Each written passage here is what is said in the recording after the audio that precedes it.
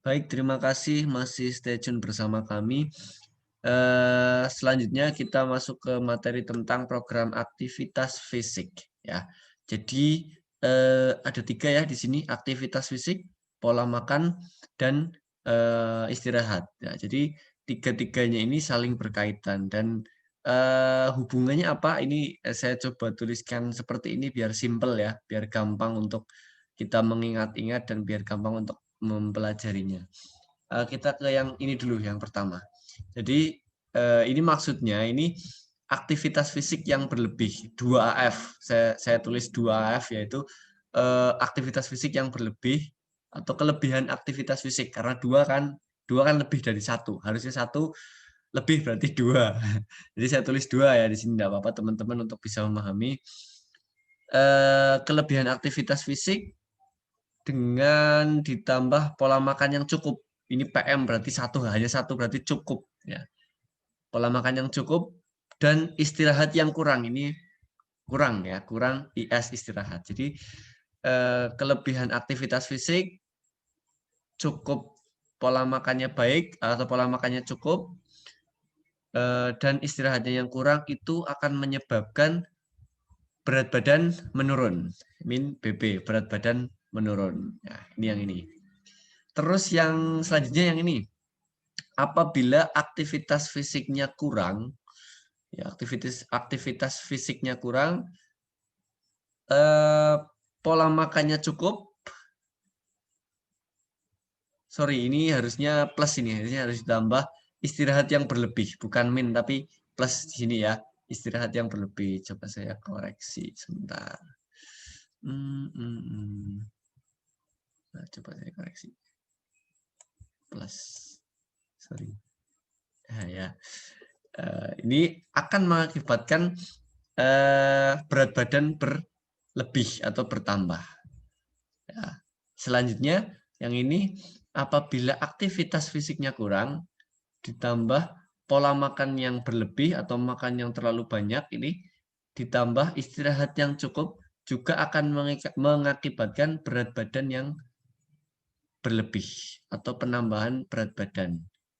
Penambahan berat badan ya, ini juga penambahan berat badan, ini penurunan berat badan. Sampai sini bisa dipahami ya, walaupun hanya lewat apa namanya perumpamaan-perumpamaan seperti ini. Jadi biar nanti teman-teman juga ikut berpikir ya gitu. Oke, kita lanjutkan.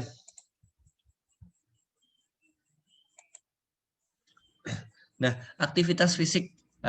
Tujuannya apa latihan fisik? Latihan fisik itu bertujuan untuk menjaga kebugaran tubuh. Nah, kita coba kembangkan menjadi 3 tingkatan, yaitu latihan awal, latihan lanjut, dan latihan lanjut 1 dan latihan lanjut 2. Jadi ada 3 ya. Nah, latihan ini bukan ketetapan mutlak yang harus diikuti, tetapi dapat disesuaikan dengan kemampuan dan kebutuhan. Sorry, ini ada yang harus dihapus. Nah, kita hapus ini nanti ya, oke. Ya. Ini ya, jadi menjaga kebugaran ada 3 tingkatan yang coba kita kembangkan, yaitu latihan awal, latihan lanjut 1, dan latihan lanjut 2. Latihan ini bukan ketetapan mutlak, tapi harus ini yang penting, dapat disesuaikan dengan kemampuan dan kebutuhan kita masing-masing. Oke. Nah, kita ke latihan awal. Latihan awal ini bisa teman-teman perhatikan di sini ada latihan endurance, latihan strength, dan latihan flexibility. Apa saja sih latihannya yang terdapat di situ? Yaitu aktivitas ringan atau sedang ya. Contohnya jalan santai, jogging, bersepeda. Ini untuk latihan endurance-nya ini. Terus 5 sampai 10 menit ya, targetnya 60 dnm. Ini yang tadi denyut nadi maksimalnya. Jadi jogging 10 menit, targetnya 60% dnm. Terus latihan strength-nya sit up dan back up. Terus hari kedua push up dan squat. Nah, jadi masing-masing satu set 10 kali katakanlah di latihan awal ini. Terus latihan flexibility, stretching sambil berdiri untuk warming up dan cooling down dengan durasinya 8 kali hitungan. Bisa dipahami ya teman-teman, ini untuk latihan awal permulaan ya. Jadi nah ini frekuensi latihannya 2 kali dalam seminggu. Jadi jangan terburu-buru dengan jumlah dan durasi. Jadi pelan-pelan ya. Jumlahnya berapa, durasinya berapa, dimulai dari jumlah dan durasi yang minimal. Di paling minimal, katakanlah tadi misalnya durasinya 5 menit ya. Terus jumlah latihannya hanya pengulangannya 10 kali atau berapa kali tadi.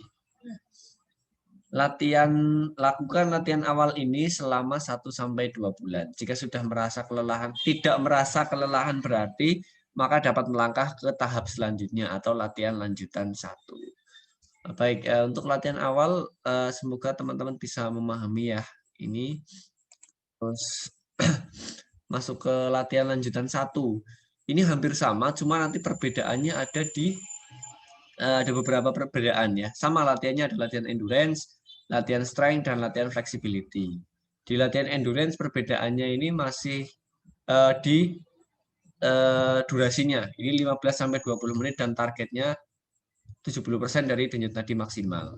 Aktivitasnya hampir sama ya, terserah mau ambil yang mana, antara jalan santai, jogging, atau bersepeda, dan bisa antara hari 1 dan latihan hari berikutnya bisa dibedakan. Strength-nya sama, cuma ini repetisinya atau pengulangannya yang ditambah. Kalau tadi 5-10, ini 8-12 kali pengulangan.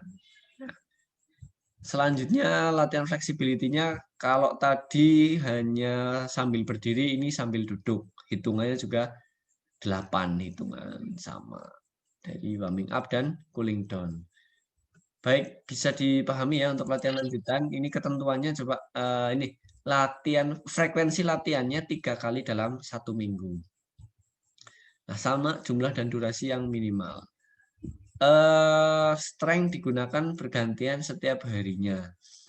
Adaptasi tubuh terhadap prinsip overload, yaitu meningkatnya beban latihan. Jadi yang semulanya bebannya minimal terus ditambah. Nah, ini tubuhnya harus siap beradaptasi dengan prinsip itu, overload itu. Jadi bebannya meningkat terus ya.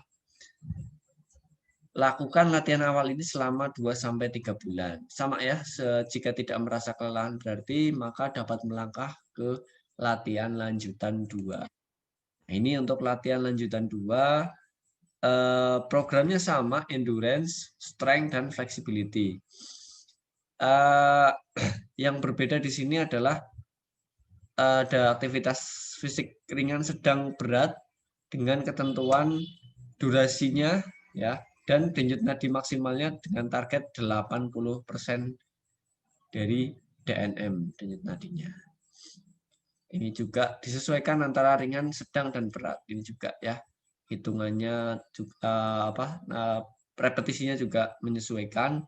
Sama di latihan flexibility juga hitungannya jadi 12 kali hitungan. Baik, ini latihan lanjutan 2. Latihannya semakin banyak nih frekuensinya. Kalau tadi yang pertama hanya 2 kali, terus latihan lanjutan 1 3 kali, sekarang latihan lanjutan 2 itu 3-4 kali dalam seminggu. Ini jika melakukan latihan endurance berat, maka pasangannya adalah latihan strength-nya ringan atau sedang. Begitu juga sebaliknya. Jadi jangan endurance sudah berat ditambah dengan strength-nya juga berat juga kan. Nanti terjadi stressing dan tidak baik ya. Desain latihan ini bergilir setiap minggu atau bulan. Jadi bisa digonta-ganti ya, bergilir. Yang penting prinsipnya tetap dipegang tadi. Adaptasi tubuh di latihan lanjutan 2 terhadap prinsip reversibility, yaitu beban latihan yang berubah-ubah. Ya, jadi beban latihan sekian, besoknya sekian, berubah lagi ke sekian lagi. Jadi bisa semakin berat, bisa ringan lagi. Jadi kalau tadi yang meningkat sekarang berubah-ubah supaya tubuh kita beradaptasi dengan itu.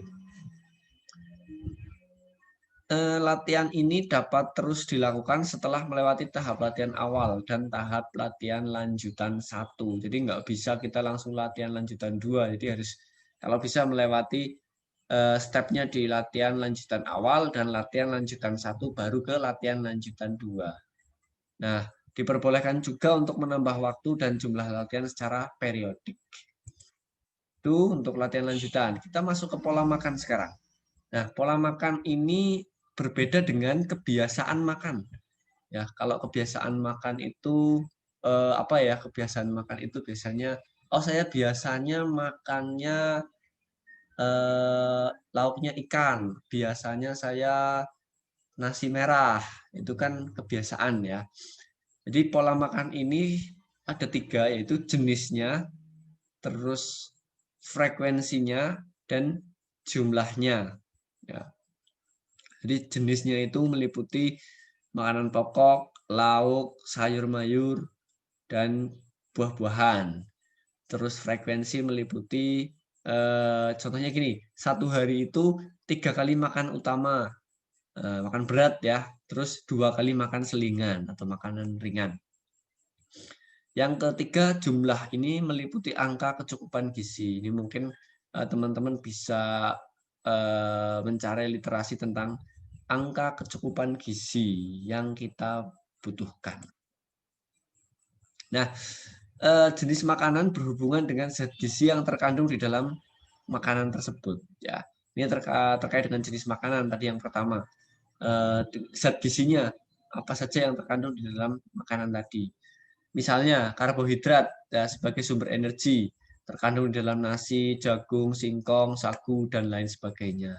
Lemak ya terkandung sebagai sumber energi juga, terus sebagai pendukung kesehatan kulit ya, terkandung pada minyak, mentega, dan lain-lain. Protein untuk membentuk jaringan terkandung pada makanan seperti daging, ikan, tahu, tempe, kacang-kacangan, dan lain-lain. Vitamin ya untuk mengatur metabolisme tubuh atau sebagai zat pengatur ya, terkandung dalam buah-buahan, sayur-sayuran, biji-bijian. Mineral ya, ini juga sebagai membentuk tulang dan gigi, pembekuan darah, mencegah kelelahan otot ya, terkandung pada makanan seperti keju, sayuran, susu, dan lain-lain. Dan ini yang juga penting juga air ya untuk menjaga keseimbangan tubuh, melarutkan dan membuang zat-zat kotor. Jadi berhubungan dengan gizi yang terkandung. Itu selanjutnya tentang pola istirahat. Istirahat yang baik akan membuat tubuh menjadi bugar dan kembali pulih setelah aktivitas. Ya. Istirahat yang baik itu yang seperti apa sih? Yang bisa hanya ini ya bersantai sejenak, bisa tidur ya. Jadi yang efektif sebenarnya tidur ya. Karena apa? Karena dengan kita tidur, otak akan kembali berfungsi dengan sangat baik. Kenapa? Karena hormon kortisol ya. Hormon kortisol itu hormon yang diproduksi ketika kita itu tidur malam. Nah, tidur malam hari itu kita memproduksi hormon kortisol. Ini membantu menghadapi tekanan yang terjadi ketika kita melakukan aktivitas sehari-hari, dan juga bisa menetralisir atau mengurangi stres gitu. Durasi tidur malam hari sebaiknya 6-8 jam. Nah, ini tadi juga sudah dijelaskan ya, bersantai sejenak 15-30 menit juga dapat menurunkan ketegangan akibat aktivitas fisik yang tinggi. Jadi setelah pelajaran nih 3 jam urut-urutan, setelah itu ada istirahat atau jeda 15-30 menit, setelah itu berlanjut lagi.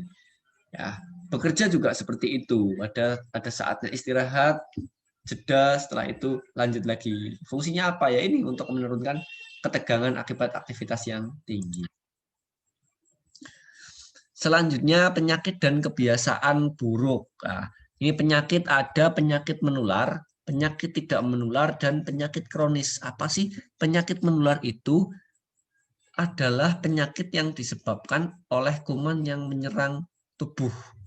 Bisa kuman, bisa bakteri, bisa virus ya. Seperti sekarang ini kita harus selalu menjaga kesehatan, menjaga imunitas kita dengan mematuhi protokol kesehatan, karena dalam masa pandemi ini sangat-sangat rawan sekali untuk tertular dengan penyakit menular ini. Selanjutnya, penyakit tidak menular. Ini penyakit yang disebabkan adanya problem fisiologis atau metabolisme. Penyakit tidak menular contohnya misalnya penyakit ginjal, penyakit dalam lah ya, ada penyakit jantung, ada mungkin paru-paru dan lain sebagainya. Itu diakibatkan karena adanya problem fisiologis, karena misalnya stroke ya, ada terjadi penyumbatan pembuluh darah kan, ini karena adanya problem fisiologis. Nah, ini tidak menular, tapi ini juga berbahaya juga ya. Makanya bagaimana sih supaya fisiologis kita tidak ada problem atau masalah, ya harus metabolismenya harus bagus di dalamnya. Salah satunya adalah dengan menjaga kebugaran fisik. Ya, itu. Selanjutnya yang ketiga, penyakit kronis, yaitu penyakit yang berlangsung sangat lama. Jadi penyakit yang sudah lama dan terus-terusan penyakit itu yaitu dinamakan penyakit kronis. Kebiasaan buruk yang dapat berpengaruh pada kesehatan. Nah, ada antara lain ada merokok, ya, minum minuman keras, kurang tidur yang terus-terusan. Kalau mungkin kurang tidur 1 kali, 2 kali itu ya mungkin tidak terlalu berpengaruh, tapi kurang tidur yang mungkin terus-terusan atau bahkan dalam 1 malam tidak tidur dilanjut dengan aktivitas berikutnya lagi, pasti badannya rasanya nggak karu-karuan. Malas gerak ini juga kebiasaan buruk juga, malas gerak atau bekerja ketika sedang sakit. Jadi ketika kita sakit jangan dipaksakan untuk aktivitas berat atau bekerja. Nah, sampai kita kepada kesimpulan ya. Jadi menjaga kebugaran tubuh memerlukan upaya yang terstruktur dan konsisten. Kebugaran fisik dapat naik dan turun atau terjaga kondisinya. Jadi ini kebugaran fisik nggak stagnan di situ terus. Jadi kita harus selalu bisa menjaganya ya, kondisinya itu. Jadi ada kalanya ya naik, ada kalanya kalau kita nggak menjaganya dengan baik ya bisa saja turun ya. Itu. Membiasakan diri kita menjaga kebugaran dengan aktivitas fisik yang baik sedari remaja adalah sebuah upaya yang perlu ditanamkan. Jadi teman-teman di sini yang masih remaja dan ya kita semuanya untuk bisa membiasakan diri menjaga kebugaran dengan aktivitas fisik yang baik. Ya. Berdisiplinlah dalam menjalankan kehidupan dengan beraktivitas yang baik dan seimbang. Ini juga penting ya.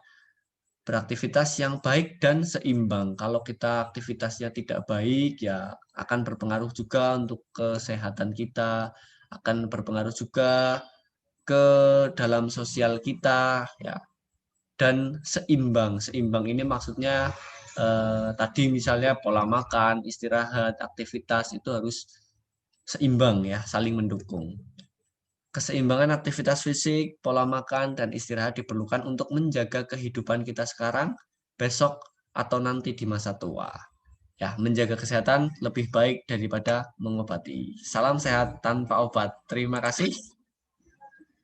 Ya, terima kasih telah menyelesaikan pelajaran hari ini. Sampai jumpa di kesempatan selanjutnya dengan semangat belajar baru. Terima kasih sekali lagi. Kurang lebihnya mohon maaf. Saya akhiri. Wassalamualaikum warahmatullahi wabarakatuh.